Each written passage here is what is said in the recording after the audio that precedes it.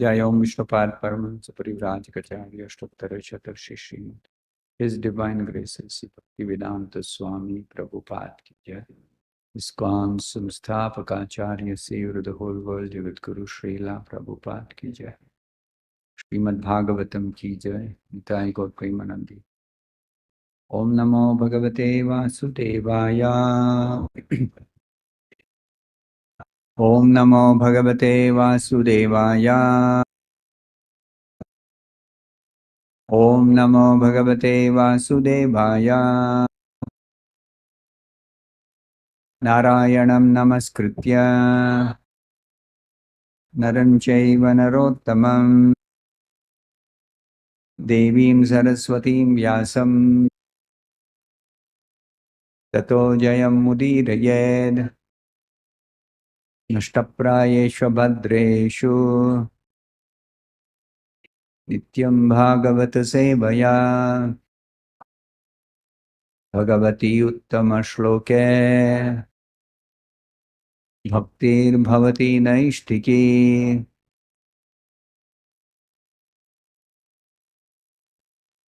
Reading from Srimad Bhagavatam, Canto 10, Chapter 1, The Advent of Lord Krishna, Introduction. Text 48. Mrutyur buddhimata apohyaha. Mrutyur buddhimata apohyo. Yavat buddhi bala udayam. Yavat buddhi balodayam. Yadi asau na nivarteta. Yadyasau na nivarteta. Na aparadhaha asti dehinaha. Naparadhosti dehinaha. Mrutyurbuddhimata pohyo. Yavat buddhi balodayam. Yadyasau na nivarteta. Naparadhosti dehinaha.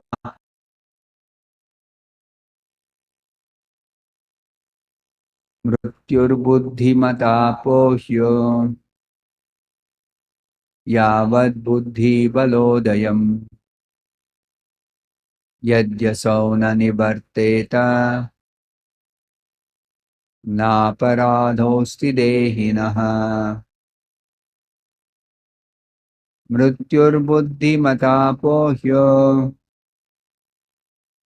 Yavat buddhi balodayam.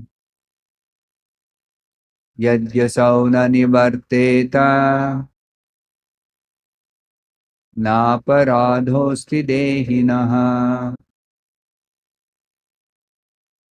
Mrutyurbuddhimata pohyo.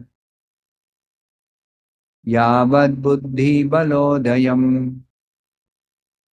Yadyasau na nivarteta. Naparadhosti dehinaha. Mrutyuhu, death. Buddhimata, by an intelligent person. Apohyaha, should be avoided. Yavad, as long as. Buddhi, bala, udayam, intelligence and bodily strength are present. Yadi, if. Asau, that death. Na nivarteta, cannot be checked. Na, not. Aparadhaha, offense. Asti, there is. Dehinaha, of the person in danger of death. Translation and purport by His Divine Grace A.C. Bhaktivedanta Swami Prabhupada. Translation. As long as he has intelligence and bodily strength, an intelligent person must try to avoid death. This is the duty of every embodied person. But if death cannot be avoided in spite of one's endeavors, a person facing death commits no offense. Please repeat this translation.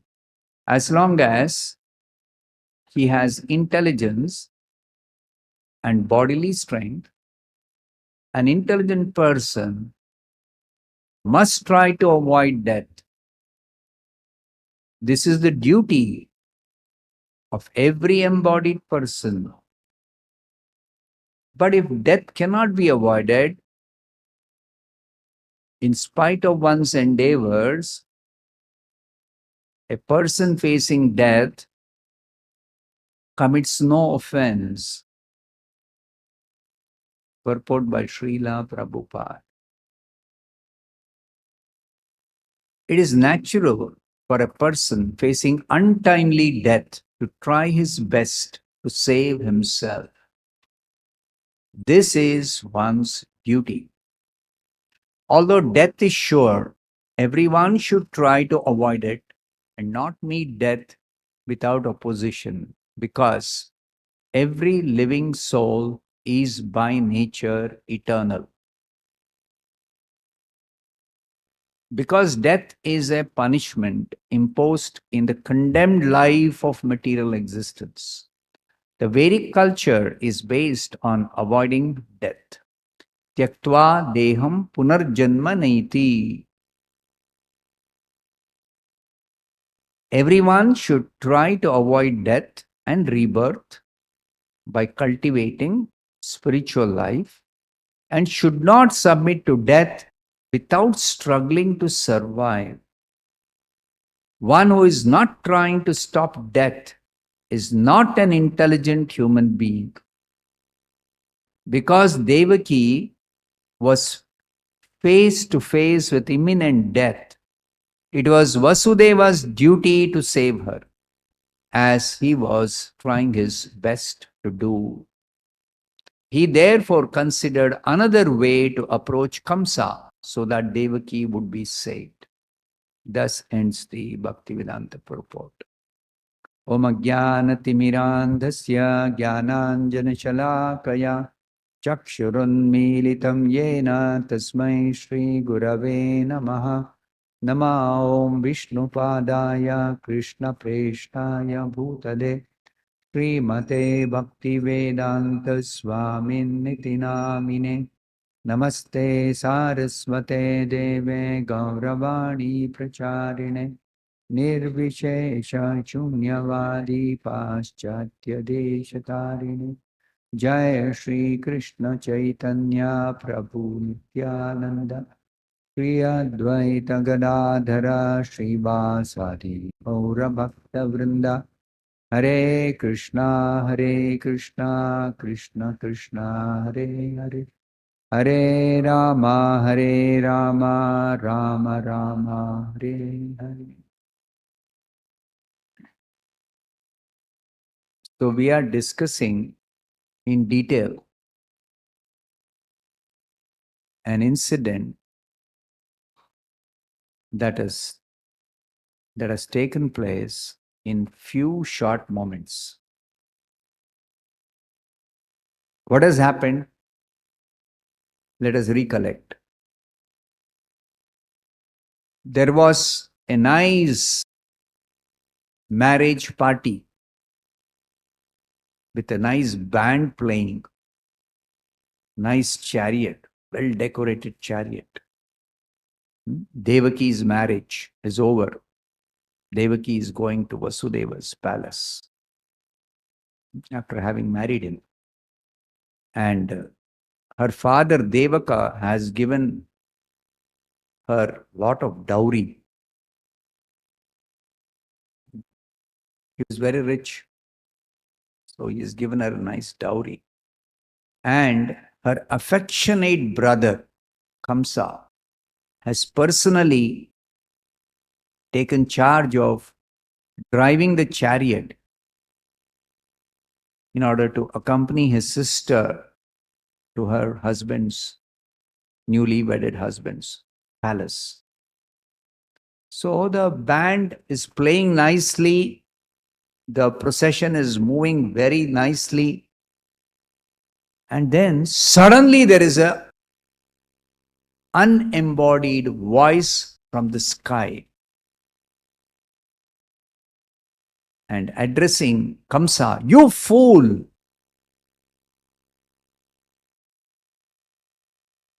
You do not know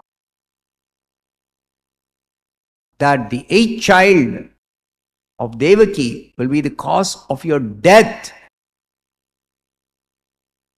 Suddenly this voice was heard. Kamsa immediately, he took out his sword, pulled Devaki's hair, about to kill her.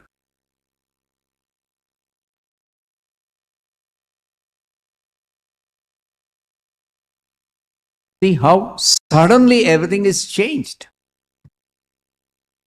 In just a fraction of a moment.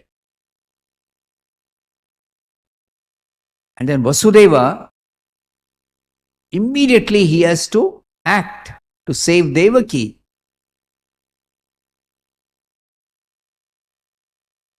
So he tried to stop Kamsa and speak to him.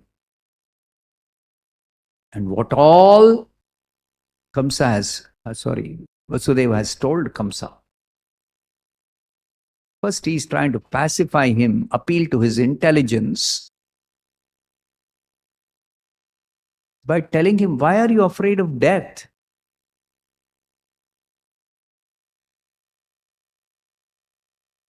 What is death? After all, death is not for the real person, the soul. So he has explained, of course, he has not explained very detailed way, little philosophy. Philosophically, he is trying to appeal to him. Please don't kill her now. But he's seeing Kamsa is not letting go Devaki. Kamsa is not letting go Devaki. And within few moments,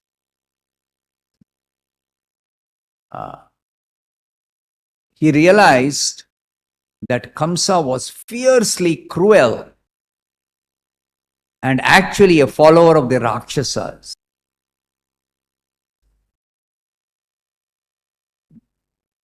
So he could not be pacified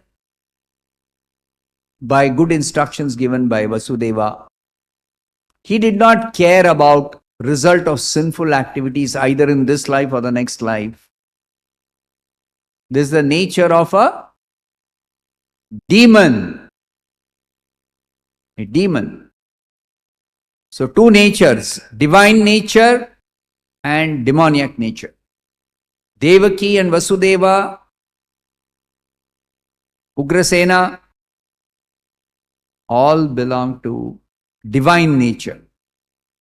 And Kamsa is the opposite. He belongs to demoniac nature. Dvau bhuta sargau lokesmin daiva asura evacha. Krishna describes in the 16th chapter.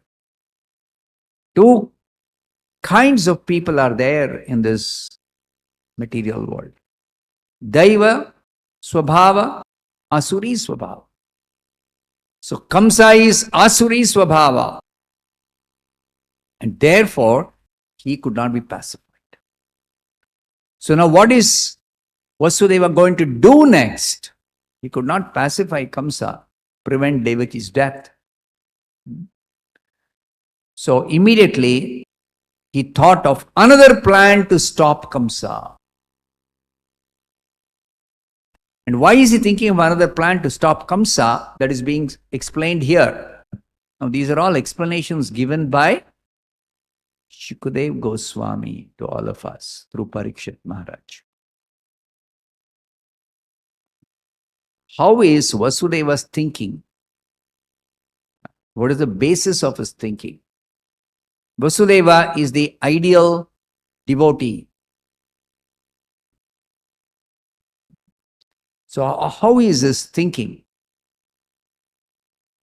So his thought process is, as long as there is intelligence and bodily strength, one should try to avoid death. So because Kamsa could not be pacified, should Vasudeva just give up? Oh, I cannot save her. I mean, anyway, Kamsa is a Rakshasa. He's going to kill her. So what can I do? No. He's still thinking of an alternate method of saving Devaki. The logic is, it is the duty of every embodied person to try to avoid death. Duty. Now, duty means Vasudeva is the husband of Devaki. So he has got a responsibility and duty to protect her. This is the scriptural injunction. A woman should be protected under all circumstances.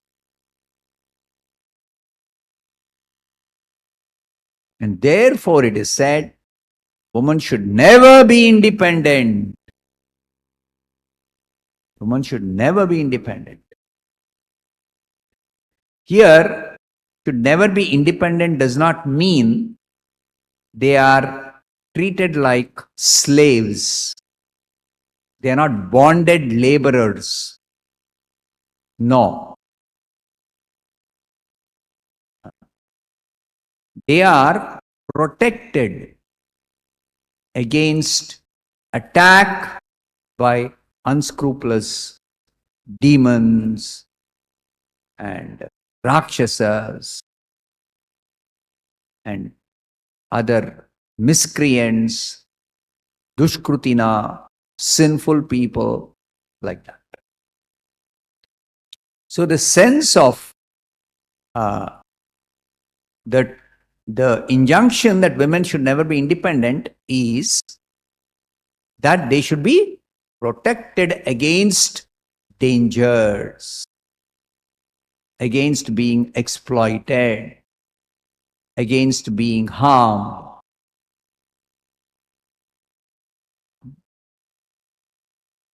So, Vasudeva is now thinking of an alternate method. And the reason is that he tried to pacify Kamsa by good words, good counsel, but that didn't work. It's not working. Kamsa is not letting go Devaki. So immediately he is thinking of an alternate plan. And here it's also told, duty means if in spite of one's endeavors to save, one cannot avoid death, then there is no offense in failure to do his duty. Supposing the alternate plan also does not work, and anyway Kamsa kills Devaki, then it is not Vasudeva's fault. Vasudeva has not failed in his duty to protect Devaki. This is the understanding. So duty means there should be an endeavor to do one's duty. Cheshta. Any activity, there are 5 factors of action described by Krishna in the Bhagavad Gita. Adhishthanam tatha karta, karanam cha prathak vidham, vividascha prathak cheshtha, daivam evatra panchamam. So this cheshta, endeavor,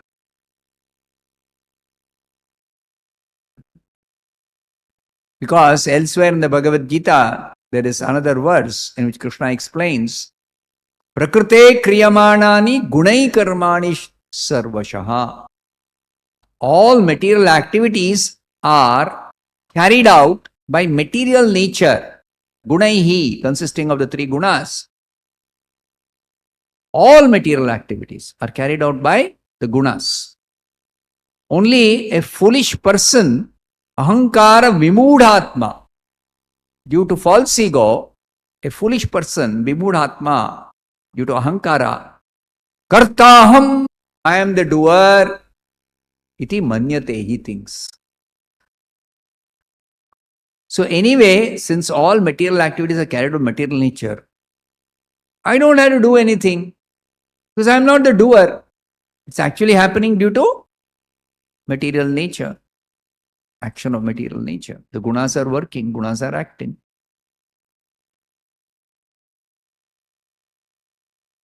Several examples can be given.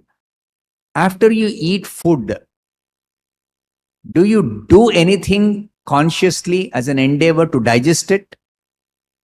No. You can't do anything. If it gets digested, it is digested. If it's not digested, it is not digested. There is indigestion. So many things are happening in this body. Like heart has to pump blood continuously. Then only this body can be properly maintained. What do you do to pump? What do? You do nothing. What can you do?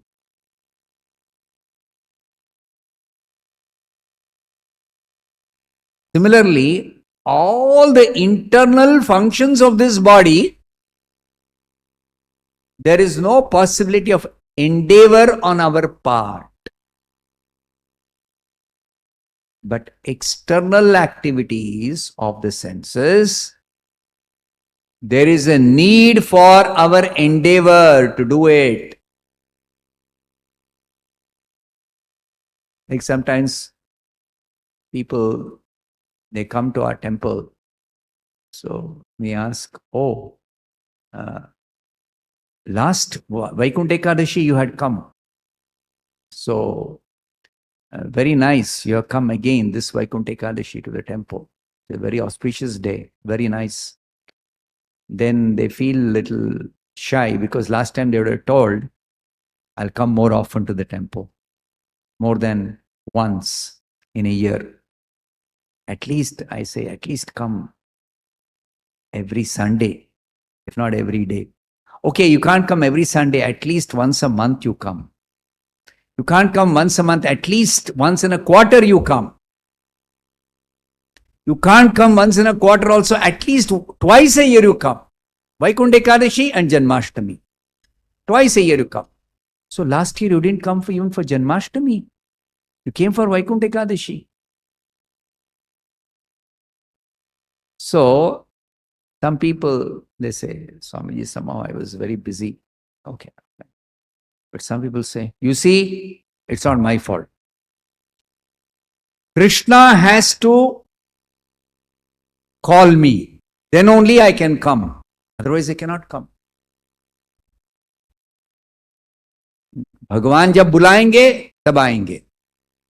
ದೇವರು ಕರಿಬೇಕು, ಅವಾಗ ಬರ್ಬೋದು. ದೇವರು ಕರಿದೆ ಹೋದ್ರೆ ಬರಕ್ಕಾಗಲ್ಲ.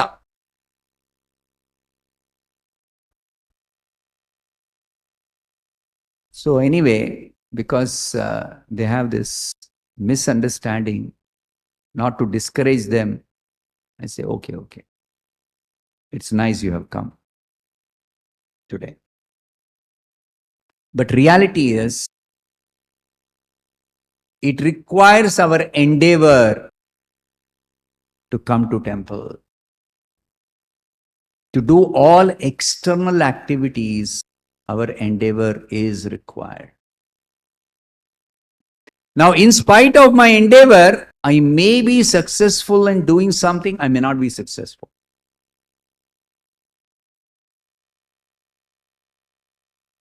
Because ultimately,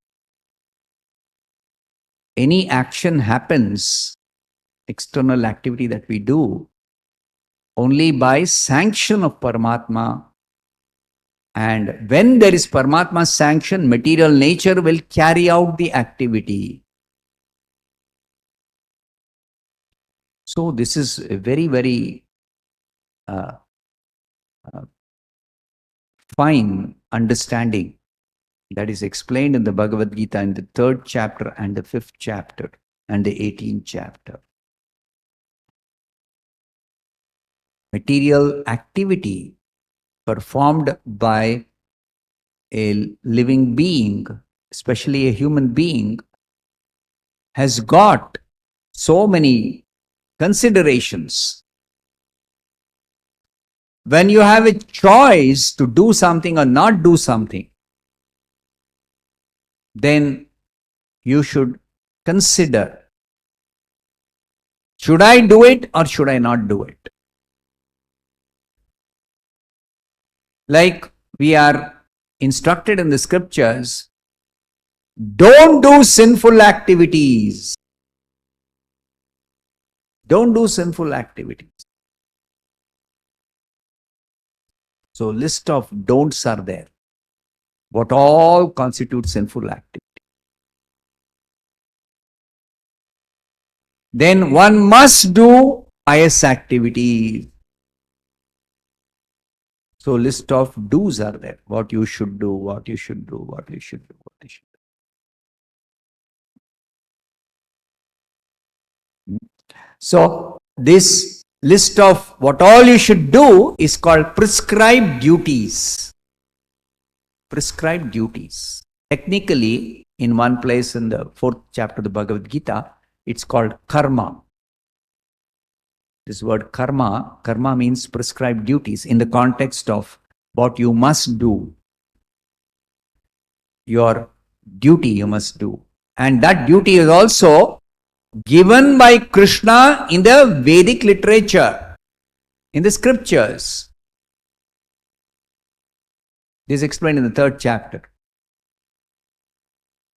Karma brahmodbhavam vidhi, brahmakshara samudbhavam. Prescribed duties are given in the scriptures and scriptures are given by Krishna. So Krishna has given us list of duties we should perform. And Krishna has also given in the scriptures what you should not do, which is called sinful activities. Sinful activities you must not do. So, before you do any action, there should be consideration whether it is your duty to do it, then you must do it. If it is not your duty, then you must not do, even if it is pious activity. And of course, sinful activities you must never do. Never perform any sinful activity. So like this, there is consideration. Now, it is Vasudeva's duty to protect Devaki. She is his wife. Okay. Now, there is danger, so he's trying to prevent Kamsa from killing her. So, he has made his endeavor by trying to pacify him. But that endeavor to pacify Kamsa did not work. So immediately he has to think, what else can I do to save her life? So immediately he's thinking of an alternate plan. That's what is told in the previous verse. Considering the imminent danger of death, he thought of another plan to stop Kamsa. This is his intelligence working. It works very, very fast. Intelligence works very fast. It's like they say, reflex action.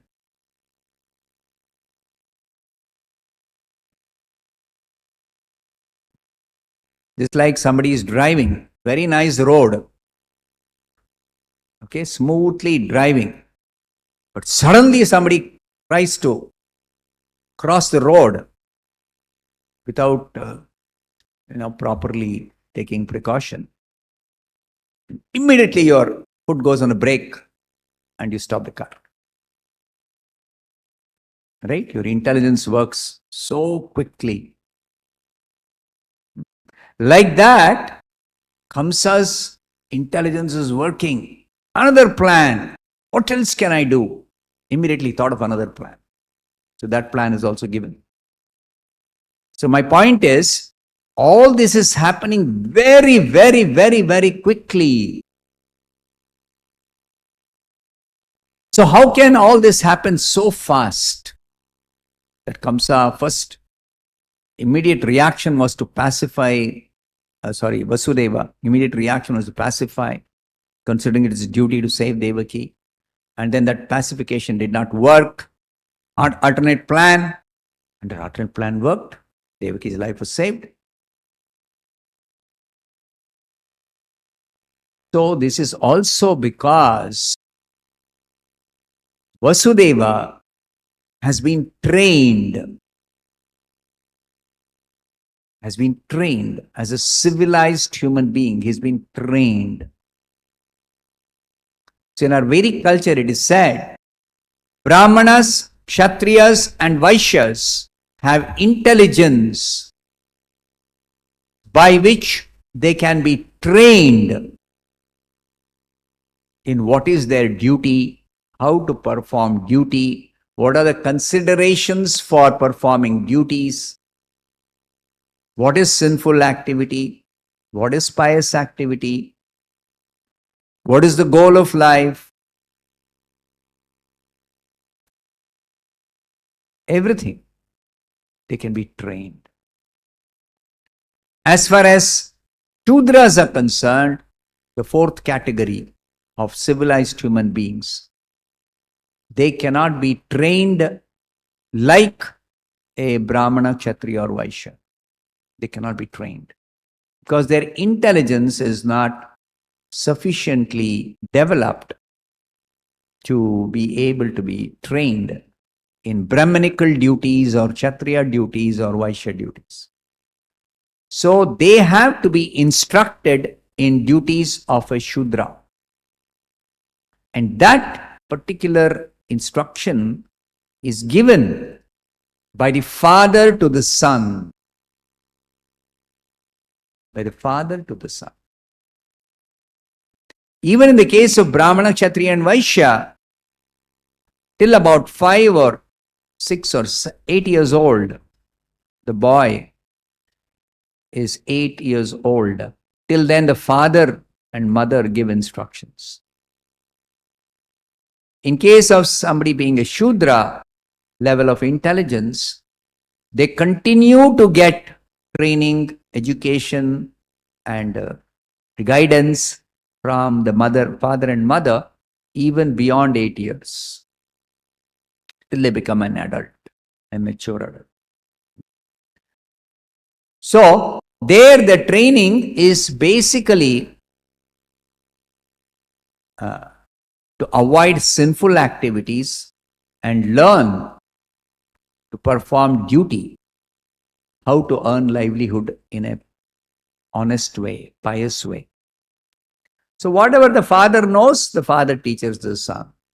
That's all. Now, how has the father learned? From his father or from his elders.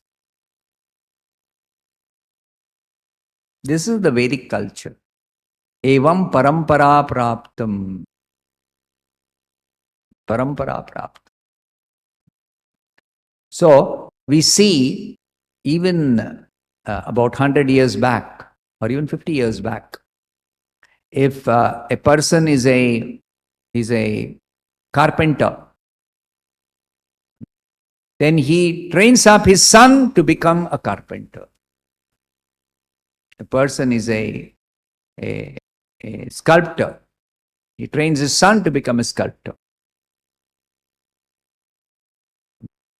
Whatever the profession or trade, the father teaches the son. But that is only for Shudra professions. So according to this classification in the scriptures, if an engineer trains his son to be an engineer, that is also Shudra training.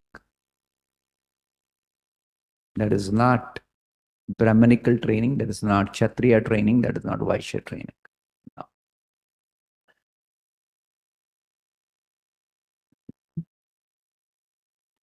So Prabhupada says, nowadays, most people are being trained to be engineers. But engineering training is Shudra training. Why? Because there is no reference to who am I? What is the ultimate goal of life? Who is God? That is not being taught at all. On the other hand, in the Vedic culture, even without much of training or education, just by culture, everyone knows I am not the body, I am spirit soul. Even a Shudra knows. And therefore, being born in a cultured family, irrespective of their level of intelligence is, they know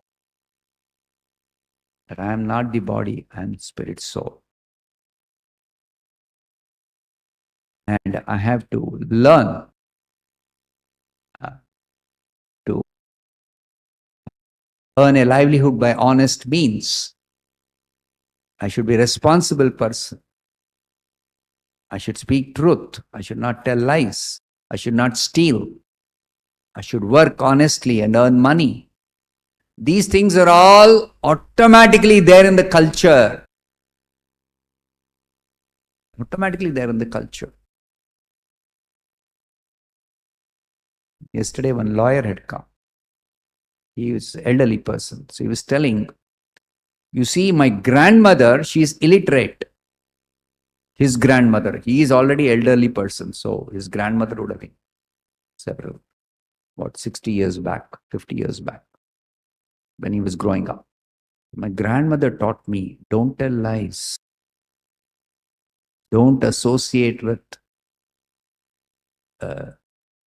bad people. Associate with good people. Among boys, young boys, always try to learn good things in life. She is illiterate, but she is training, she is teaching. You see? So this is culture. This is culture. Vedic culture. So in the Vedic culture, Shudra, no need for training that I am not the body. Education, not required.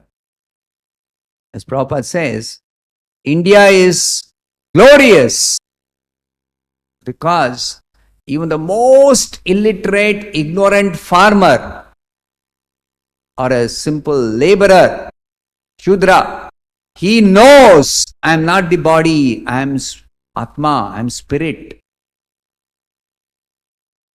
I'll be held responsible for all the activities I do in this life. My next life depends on my activities in this life. Everybody knows in the Vedic culture. Everyone knows. So that doesn't require any education. No. Everybody knows there is God. But to learn who is God exactly, how to approach God, how to understand God, how to connect with God, those things require education, training,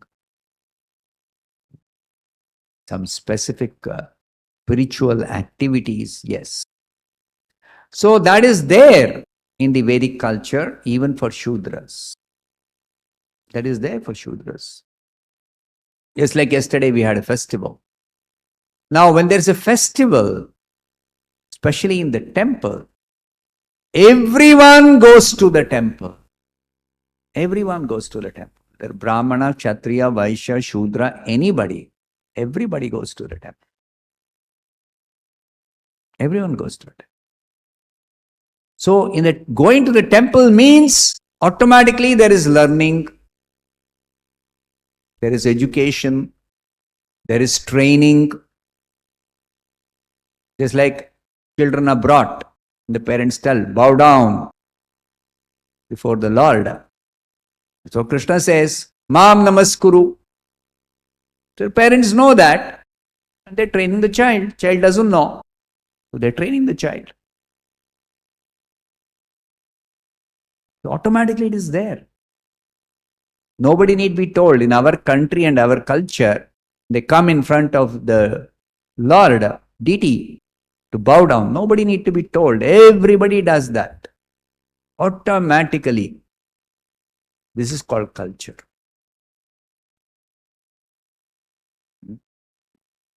So, Brahmana, Kshatriya and Vaishya has to be trained not in these things, are educated in these matters. No, that is already there.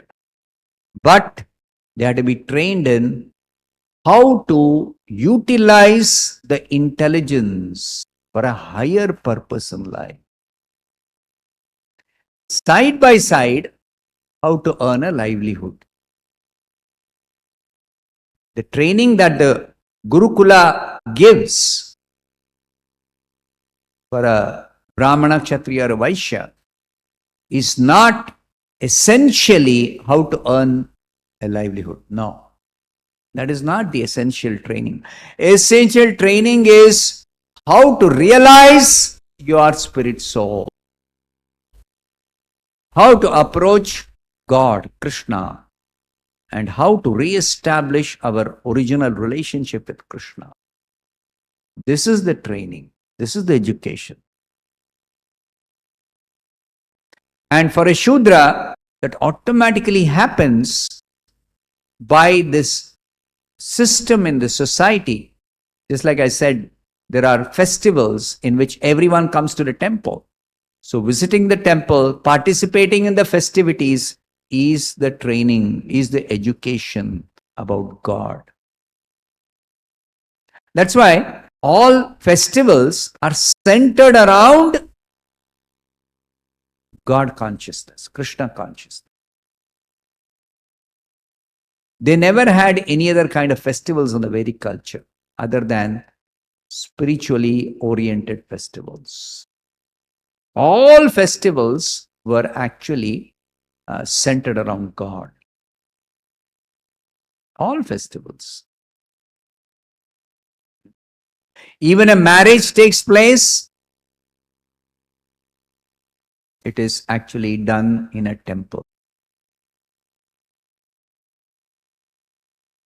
One of our employees in Kshepatra, he was telling me, he came to give his marriage invitation.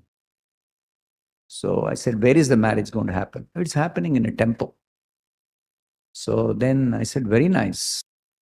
In the village, the temple. So I said, is this the tradition in your family? Yeah. Always marriage happens in a temple.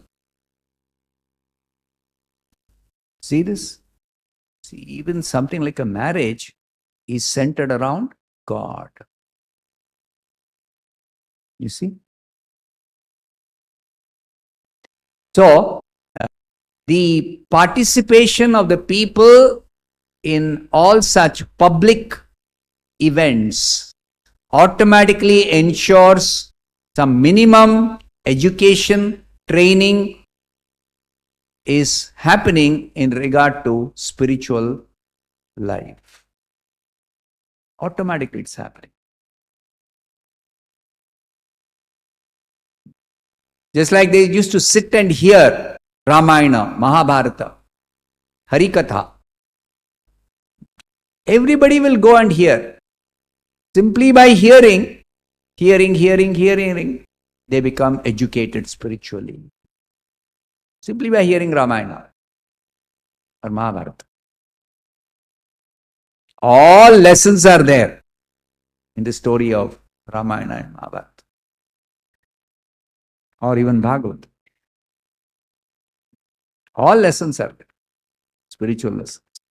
So, this is the Vedic culture. So, Vasudeva has been trained. Therefore, he is quickly acting. Therefore, he is able to quickly act. And we will see what kind of alternate plan he is making. He is very intelligent. Second alternate way of saving Devaki's life actually worked. So that was the sharp intelligence with which Vasudeva acted immediately on the verge of Devaki being killed by Kamsa. He stopped Kamsa, was able to save Devaki's life. I'll stop here. Grantaraj Srimad Bhagavatam ki jai, Srila Prabhupada ki jai. Announcement.